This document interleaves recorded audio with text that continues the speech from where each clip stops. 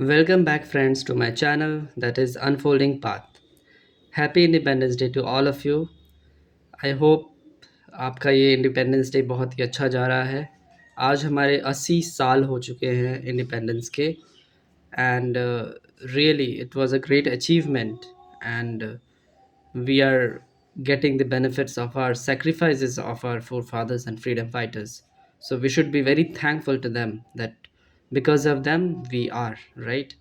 So with this statement, let us start our class. Yesterday we had completed till article 108 of clause 2 of joint sting.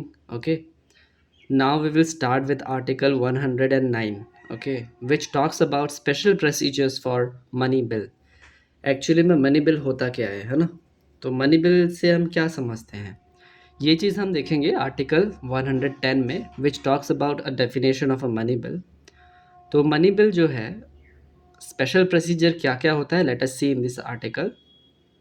जैसे कि हमने पढ़ा था, लोकसभा कहता है in case of money bill कि कभी कभी लगता है अपुन ही भगवान है। सो वो क्यों बोलता है ऐसा? क्योंकि ये आर्टिकल 109 हमें बताएगा अ money bill can only be introduce in Lok Sabha. Money bill जो है वो सिर्फ लोकसभा में ही इंट्रोड्यूस किया जा सकता है on the recommendation of president के प्रायर रिकमेंडेशन से एक मनी बिल को लोकसभा में ही इंट्रोड्यूस किया जा सकता है और किसी भी सभा में नहीं। ठीक है, वैसे तो राज्यसभा ही है तो उसमें नहीं किया जा सकता। ठीक है, क्लॉज 2 कहता है after a bill is pass to Rajya Sabha, जब मनी बिल अप्रूव हो जाता है लोकसभा से और वो चला जाता है राज्यसभा में, फिर राज्यसभा में पास होने के बाद, मतलब राज्यसभा में पास नहीं हुआ है तो क्या होता है कि after a bill is pass to Rajya Sabha, Rajya Sabha को बिल दिया गया लोकसभा के द्वारा पासिंग होने के बाद, सो राज्यसभा क्या कर सकता है, it can approve, suggest amendments, कुछ अमेंडमेंट सजेस्ट कर सकता है and take no action on the bill but it must give its response within 14 days. ठीक है, राज्यसभा क्या क्या कर सकता है, या तो अप्रूव कर सकता है, या तो फिर सजेस्ट कर सकता है अमेंडमेंट्स, या फिर कोई भी एक्शन नहीं लेगा उस बिल में, लेकिन उसको ये सब चीज़ें कितने टाइम पीरियड तक देना पड़ेगा, विद इन 14 डेज। और अगर 14 डेज में राज्यसभा बिल को पास नहीं करता है, ठीक है, विद इन 14 डेज, तो वो it shall be deemed pass by both the houses. ठीक है, वो बोथ दी हाउसेस अपने आप हो जाएगा। सो दिस इज़ वाई लोकसभा कहता है कभी कभी लगता है अपन ही भगवान है। So because of this reason, ठीक है, तो राज्यसभा कुछ भी करे डजेंट मैटर। इवन लोकसभा में एक्सेप्ट और रिजेक्ट राज्यसभा सजेशन, अगर राज्यसभा कुछ सजेस्ट करता है अमेंडमेंट्स बिल पे, तो रोज लोकसभा की पूरी उसके पास राइट है and it is not binding to Lok Sabha कि वो उसको माने या ना माने। ठीक है, that is all up to Lok Sabha. So this is what all about article 109। अब हम आते हैं आर्टिकल 110, जिसमें कि हम लोग पढ़ेंगे एक्चुअली में मनी बिल का डेफिनेशन है क्या। डेफिनेशन ऑफ बिल आर्टिकल 110 में है। ठीक है, याद रखना, definition of the bill article 110 में है, बहुत कन्फ्यूजन होता है। और 109 में क्या है कि उसका प्रोसीजर क्या है मनी बिल का। ठीक है, तो अब bill is a money bill, एक बिल अगर मनी बिल तभी होगा जब वो कुछ प्रोविजंस को रिलेट करेगा। ठीक है, इट कंटेन्स कुछ प्रोविजन उसके पास होंगे which is related to imposition, abolition, remission, alteration, regulation of any tax। जब भी टैक्स के बारे में तुम देखोगे तो that is come under money bill. ठीक है, टैक्स के बारे में जब भी रहेगा मनी बिल, तो हम पढ़ते हैं ना रेवेन्यू और एक्सपेंडिचर, तो जो revenue most of the chunk, जो रेवेन्यू का चंक है वो टैक्स के माध्यम से ही आता है, तो मनी बिल उसको कंटेन करता है, राइट। तो imposition, abolition, remission, alteration, regulation of any tax, तो that comes under money bill. ठीक है, जीएसटी आया था उस टाइम पे, है ना, गुड्स एंड सर्विसेज टैक्स, किस ईयर में आया था, let me know in the comment section. And कौन सा कॉन्स्टिट्यूशनल अमेंडमेंट एक्ट था, वो बिल था actually, so let me know. तो ये आर्टिकल के तहत ही मनी बिल को प्रोड्यूस किया गया था टैक्स के बारे में, उस हिसाब से उसको अल्टर किया गया था। ठीक है, रेगुलेट किया गया था। अब आते हैं रेगुलेशन ऑफ बोरोइंग्स। जब भी कोई बोरोइंग हम लेते हैं, पैसा कहीं और से लेते हैं, उधार में लेते हैं, ठीक है, तो उसके बारे में मनी बिल कंटेन करता है। उधार में क्यों लेता है गवर्नमेंट? कुछ एक्सपेंडिचर करने के लिए, कैपिटल एक्सपेंडिचर करने के लिए। लाइक गवर्नमेंट ने एसबीआई से लोन लिया, ठीक है, कितना लिया? 2,000 करोड़। क्या बनाना है? एक रोड बनाना है। फॉर किसके लिए बनाना है? फॉर द पब्लिक ट्रांसपोर्ट, ठीक है। तो पब्लिक ट्रांसपोर्ट के लिए, रोड बनाने के लिए इतना रुपए चाहिए और हम इनको वापस सही सलामत दे देंगे। तो ये जो बोरोइंग का कितना कहाँ से आएगा, क्या नहीं आएगा, all contains in money bill, ठीक है। Custody and audit of consolidated fund and contingency fund of India, हम पढ़ेंगे आगे एक्चुअली में डिफरेंस क्या है। तो जो कंसोलिडेटेड फंड है और कंटिजेंसी फंड है, याद है कंटिजेंसी फंड ऑफ इंडिया है वो बेसिकली प्रेसिडेंट इसको संभालता है।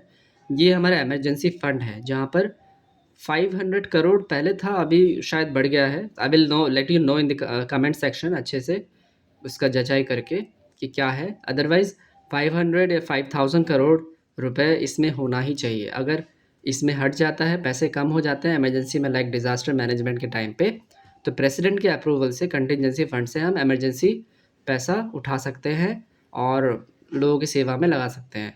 एंड फिर उसी के बाद तुरंत बाद वापस उसी लिमिट तक हमें भर देना पड़ता है पैसा। सो this is what contingency fund of India which comes basically emergency के टाइम पे ही, ठीक है। कंसोलिडेटेड फंड ऑफ इंडिया, जहाँ पर जितनी भी सैलरीज, पेंशन्स, गवर्नमेंट ऑफिशियल्स के, एमपी, एमएलएज एंड ऑल, जितनी भी चीज़ें हैं, सबकी सैलरीज, सबकी salary basically consolidated funds of India, कुछ को छोड़कर कंसोलिडेटेड फंड ऑफ इंडिया से आता है। तो इसको तो लोग खासकर और भी रखेंगे मनी मनी बिल में, ठीक है, बिकॉज मिनिस्टर्स की पैसे की बात है, उनके वेलबींग की, वेल विशिंग की बात है ना। सो दिस इज़ व्हाट। अब आता है appropriation of money out of the consolidated fund of India. जब भी कंसोलिडेटेड फंड ऑफ इंडिया से पैसा निकाला जाता है उसके बारे में पूरा अप्रोप्रिएशन बिल आता है। तो जो अप्रोप्रिएशन बिल होता है that also comes under money bill, ठीक है। Declaring any expenditure as charge on consolidated fund of India. Like consolidated fund of India से हम कुछ पैसा निकालते हैं, कहीं भी हम एक्सपेंडिचर करने के लिए, मतलब कैपिटल एक्सपेंडिचर या कुछ भी एक्सपेंडिचर करने के लिए, उस पे चार्ज अगर होगा तो automatically consolidated fund of India से निकाला जाएगा और यही बेसिकली मनी बिल के अंडर आता है, ठीक है। The receipt of money into the consolidated fund of India और द पब्लिक अकाउंट कमिटी और द कस्टडी और इशू ऑफ सच मनी, ठीक है। जो रिसिप्ट है, हम रिसिप्ट पढ़ते हैं ना, हम पढ़ेंगे बजट के टाइम पे रिसिप्ट क्या होता है, एक्सपेंडिचर क्या होता है, कैपिटल एक्सपेंडिचर क्या होता है, रेवेन्यू रिसिप्ट क्या होता है, ये सब चीज़ें हम पढ़ेंगे अच्छे से। अभी बस जान के रख लो कि the receipt of money into the consolidated fund of India, जो पैसा हम लोग डालते हैं कंसोलिडेटेड फंड ऑफ इंडिया में और the public account of India में जो हम पैसा डालते हैं और द कस्टडी ऑफ इशू में सच ऑफ मनी, इन सब पैसे में जो रिसिप्ट हम लोग डालते हैं या लेते हैं, दैट इज़, उस रिसिप्ट भी जो है वो मनी बिल के अंडर आता है, ठीक है। We will read all, don't worry.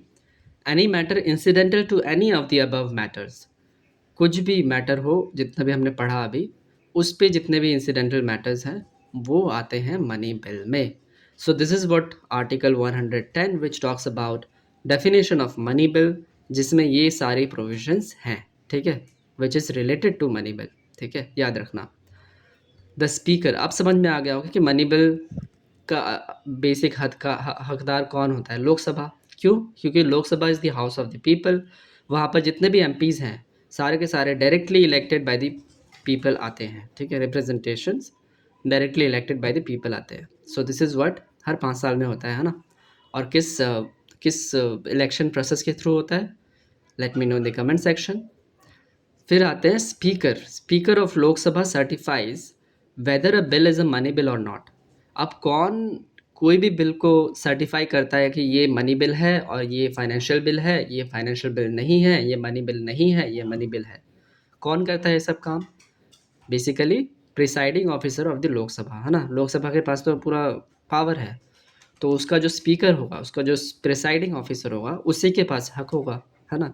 So the speaker of the Lok Sabha certifies weather a bill is money bill और नॉट, ठीक है। अब आते हैं the speakers decision is final. जो स्पीकर जो कह दिया तो कह दिया। अब normally can not be challenge in any court. वैसे भी अगर कोई भी बिल को मनी बिल स्पीकर कह देता है नॉर्मली ये चैलेंज नहीं होता है किसी भी कोर्ट में। However judicial review is allowed. Judicial review कैसे भी करके अलाउ है। अगर गलती से बाय चांस कोई मनी बिल ला दिया हो बिकॉज ऑफ पर्सनल गेन्स और पर्सनल बेनिफिट्स, तब जुडिशियल रिव्यू अलाउ है अगर किसी को डाउट होता है तो। ठीक है, वैसे तो नॉर्मली उनका फाइनल होता है डिसीजन स्पीकर का। ठीक है, a bill is not considered as a money bill if it provides, क्या क्या प्रोवाइड करता है, for the imposition of fine, imposition और abolition of any tax by local authority. एक बिल कभी भी कंसिडर नहीं किया जाएगा मनी बिल अगर वो प्रोवाइड करता है for the imposition of fine, fine का इम्पोजिशन, या फिर इम्पोजिशन या फिर abolition of any tax, tax को अबॉलिशन करना और या फिर इम्पोजिशन करना बाय एनी लोकल अथॉरिटी, कोई भी लोकल अथॉरिटी पे। ठीक है, लोकल अथॉरिटी पे जब भी होगा वो मनी बिल के अंडर में नहीं आएगा। ठीक है, this is what all about article 110 और मनी बिल। ठीक है, अब हम आते हैं article 101, 111 which talks about assent to bills.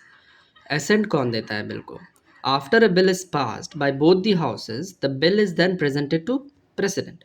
President के सामने वो बिल जाता है। अब प्रेसिडेंट जो है वो वो एसेंट दे सकता है बिल को, बिल बिकम अ लॉ। अगर वो एसेंट दे दे तो बिल क्या बन जाता है, एक लॉ बन जाता है, या फिर अपने वेटो पावर यूज़ करता है। So for veto power I would like to start it tomorrow. I hope you are liking these classes. And कल हम अच्छे से पढ़ेंगे veto powers of the president, which are quite negative powers, but actually may they have a power.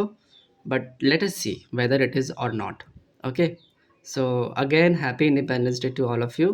I hope you are enjoying the classes, and also as a good citizen, we are learning something new every day. Okay, so that is very important. So let us learn each other, okay, in a perfect manner. Bye bye.